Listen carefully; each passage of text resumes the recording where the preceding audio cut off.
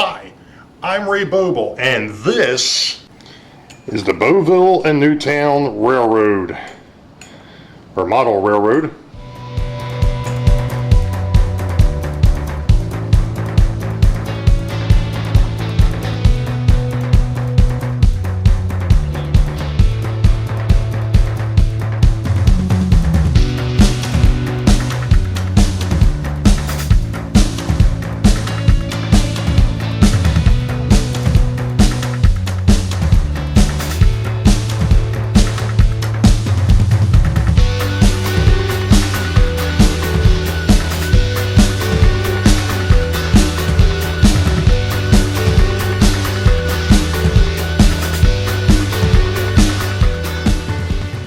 Well, good afternoon, track gang, and welcome to another one of those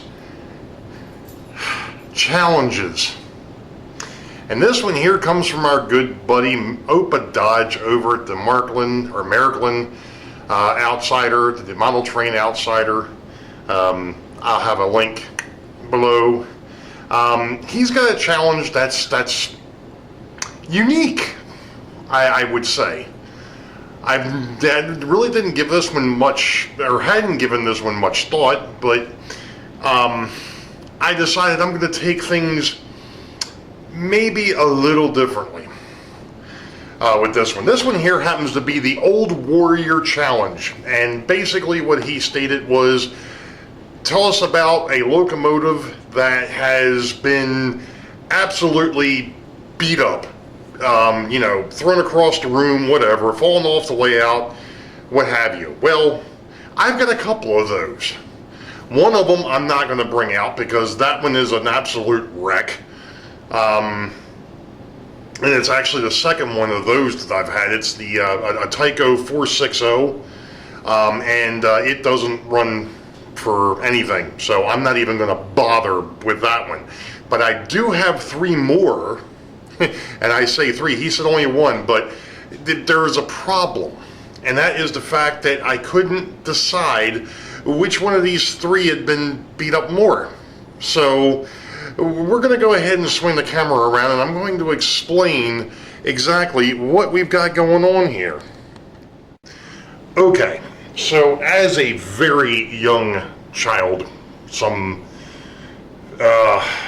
40 some odd plus years ago, when the layout was an extremely seasonal thing. I mean, really seasonal. The layout that my father had built for me was a 4x6, and the Christmas tree used to sit on top of it. In fact, we used to have one of those styrofoam tunnels that Lifelike made, and it actually had a hole cut in the side of it so that it would fit over top of the tree stand. Anyway, one of my earliest recollections of running trains was this particular locomotive, and I'm going to get to the locomotive here in a minute, but there's a little bit more of a backstory to this, and that is the fact that what I'm talking about here is one of these. Now, this is not the box for the locomotive. This is actually the box for the caboose, but I do have the box for the locomotive. It's actually packed away because I have the locomotive up on the shelf because this is a display queen. Now, this locomotive has made an appearance on my live shows. It's actually made an appearance a couple different times. This is an old Tyco 040. It is a die-cast locomotive, and one of the funniest things is years ago when we were at my parents' very first house, one year we were playing around with this, and well, the drawbar broke. So my father, being the jack of all trades that he was, fashioned one out of the top of a pill box, or one of the pill containers. You know, the lids, he actually cut it out of that. So, and this locomotive has made dives off of layouts in the past. And of course, when you're talking about the fact that this thing was originally, I do believe, either bought for my father back in the 50s, or early 60s, or actually in the 50s. I think that's when this. I don't think the box has. No, the box doesn't have any type of markings on it as to when these actually came out. But any rate, this locomotive and this particular train has been around for a long time. So I'm gonna go ahead and swing the camera down here a minute. And unfortunately, as you've seen if you've watched Vlog 30, the layout is in a state of flux at the moment. I can really only operate the railroad from block 3 to block 2 because block 1 is, well, I need to do some cleanup work. But like I said, you have to watch Vlog 30 for that. So we're going to move the camera down here a bit. And we're actually going to drop it down into the S's.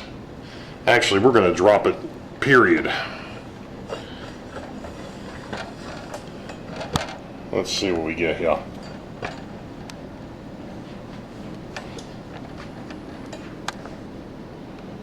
Okay. So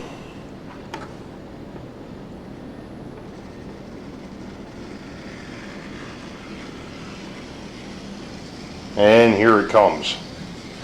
Now I've got it actually pulling the cars it came with. And I've mentioned this before, that Rock Island gondola car is actually made out of a material called Bakelite.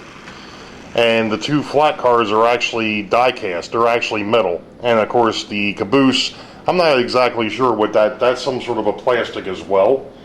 But this thing is on the verge of being 70 years old. Now, that's not the only thing that I've got, so we'll stop here for a minute and I'm going to reset and I'll show you what else we've got. Okay, so the next one is an old Varney unit, and he just stalled. There we go. This is an old Varney 040, otherwise known as a Docksider. And he's made a few dives off the layout as well. And the reason why, besides these being steam engines, the other reasons why I don't run them is the fact that you can't get parts for them anymore. So anyway, I'm going to stop here for a minute because I've got one more that I want to bring over. I'm kind of hoping that this one here, well, maybe not. It isn't picking up power. There it goes. Well, maybe not.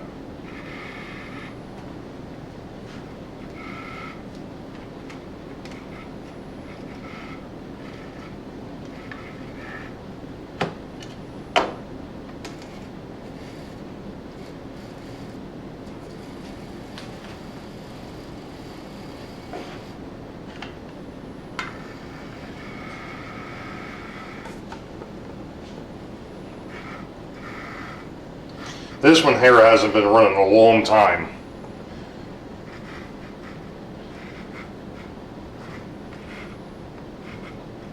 And obviously I need to do some cleaning on it if I'm actually going to ever run it again.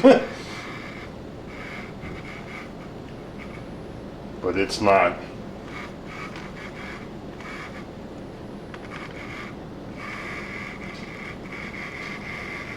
I know my truck isn't that dirty. Okay. Alright, well, I was hoping to show this thing running, but apparently it doesn't want to cooperate. But this here is that old Revell rubber band driven locomotive. And like I said, it's just not happy for whatever reason.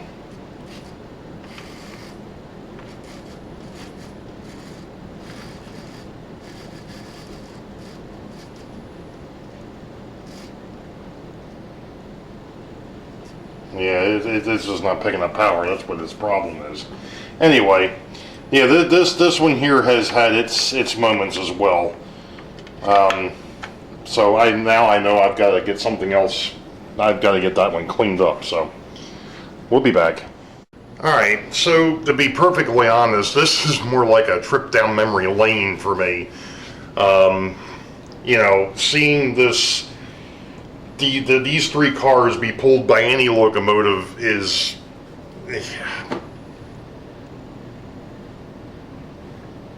brings back a lot of memories. Let's put it that way. You know, my being a kid, working around my dad with the railroad and so on and so forth. So it's something unique. It's not something that you guys will see all the time. And it's just because of the fact that, like I said, I know I can't get parts for them anymore. So they basically become shelf queens. So, and like I said, that all three of these locomotives, because of the fact that, you know, 1, 2, 3, 4, 5, 6, 7-year-old me has dropped them, thrown them, you know, whatever. But it's just a testament as to how strong these old locomotives were.